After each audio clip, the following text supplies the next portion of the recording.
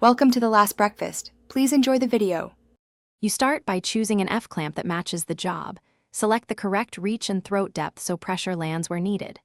Once chosen, clean and inspect the screw, swivel pad, and bar. Make sure threads move freely and no burrs will slip.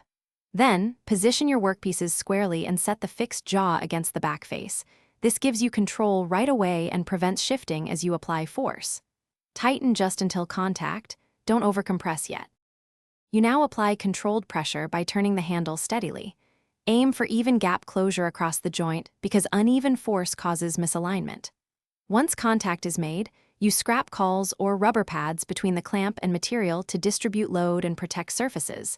This matters with veneer or soft woods. Also, check alignment as you tighten.